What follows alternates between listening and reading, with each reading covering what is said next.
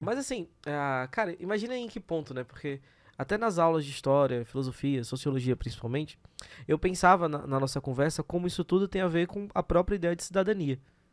Então, quando eu imagino um cidadão, até se a gente parte desse pressuposto, né? Ser cidadão é diferente de ser indivíduo. São duas coisas diferentes. Enquanto indivíduo, eu tenho um personagem, uma pessoa, um ser. Só que enquanto cidadão, eu tenho esse mesmo ser, por exemplo, eu tenho o Álvaro, e Álvaro é membro de um corpo social. Então, Álvaro possui direitos, Álvaro possui deveres. Antes de chegar em outras questões, por que você acha que no Brasil há tão pouco conhecimento, já que existe a presunção do código, né? Mas tão pouco conhecimento da população? Você acha que é simplesmente uma questão de educação, políticas públicas? O que você imagina com...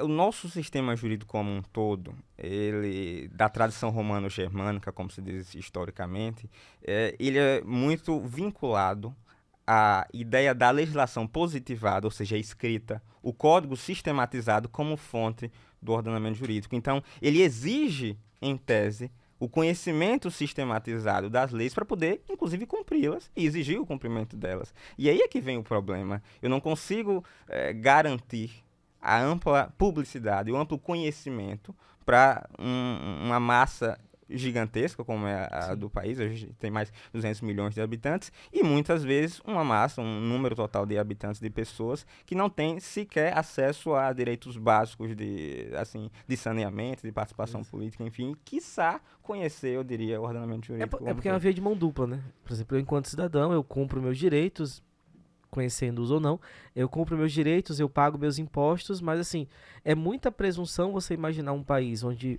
mais da metade da população não tem saneamento básico, onde tem gente, infelizmente, perdendo a vida por valores muito simplórios, como água tratada ou algo desse tipo, e você imaginar você conhecer, por exemplo, a lei de estacionamento do meio-fio ou qualquer outro conjunto de normas, né?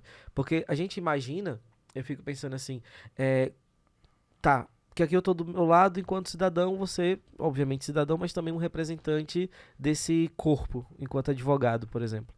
Você acha que o lado de lá, ele pode fazer algo para facilitar esse processo de entendimento? Eu acredito que tem um papel social como um todo, não só da advocacia, mas do sistema jurídico como um todo. Então, entre os servidores públicos que atuam no campo do judiciário, o Ministério Público, os magistrados em si, de tornar o ordenamento jurídico mais fácil de ser entendido, mais fácil de ser publicizado, mais fácil de ser explicado. E com isso, de fato, permitir maior acesso à justiça, e não só no sentido de exigir, porque muitas vezes o que ganha notoriedade na mídia e às vezes ganha notoriedade nas conversas, nas rodas de conversas, é o cumprimento exigido, forçado. Então tem a ver com a punição, tem a Sim. ver com, enfim, todos as consequências legais de não cumprir. Mas é preciso também fazer o inverso, né? Ou seja, trazer publicar antes efetivamente de eu ter o momento da punição, o momento da Até conscientização, porque a enfim. finalidade deveria ser educativa, no caso, não Também necessariamente é punitiva. uma das, né? Perfeito. Exato, porque assim, você quer falar? Não, não. É porque imagina o seguinte, ó. Por que eu joguei essa pergunta? Porque não sei se vocês conhecem, mas o Álvaro tem um perfil no Instagram que me chama muita atenção. Até a gente nem tinha conversado sobre isso antes, mas eu fiquei desde que eu o vi publicar pela primeira vez e ouvindo nossos colegas conversando sobre isso. O Álvaro tem um perfil no Instagram e quem quiser te seguir já, Pessoa Álvaro. pessoa Álvaro, chega lá, Isso. gente, é muito, muito legal. É necessário o perfil dele, porque ele tem, e de maneira muito didática, como ele fala isso, ele cria um perfil no qual ele estabelece determinadas situações reais. É um caso que ganhou notoriedade, uma determinada situação que você percebe, que é do cotidiano, não é simplesmente algo que pode acontecer com qualquer um de nós. Então o Álvaro ele pega no Instagram dele, transforma em vídeo aquilo, ou em texto, tal, na legenda, mas ele transforma em vídeo algo explicando o que aconteceu, como poderia ter sido evitado e o que você pode fazer com relação a isso. Em que momento, eu queria saber exatamente isso, em que momento você percebe a necessidade? Porque aquilo, obviamente, pode ser uma plataforma, querendo ou não, a rede social é um lado também profissional nosso, você pode usar também para destacar ou demonstrar, é quase um Perfeito. currículo vivo, mas se você percebe naquilo que você falou de uma finalidade educativa, em que momento você percebeu isso e como isso pode ajudar no seu trabalho e também educando as pessoas leigas, né? Perfeito.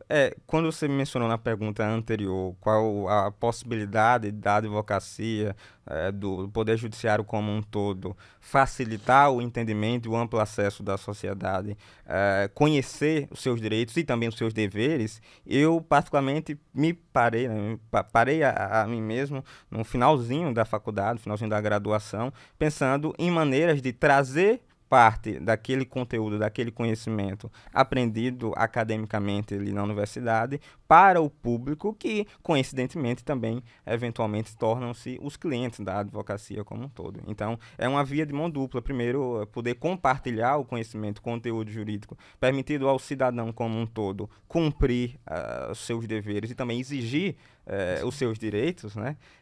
E, ao mesmo tempo, poder se mostrar para a sociedade como um profissional que está ali compartilhando o conteúdo e que, invariavelmente, pode auxiliar o cidadão em demandas que, eventualmente, ele exija uma atuação advocatícia. E enquanto advogado, você percebe que outros advogados têm resistência a isso?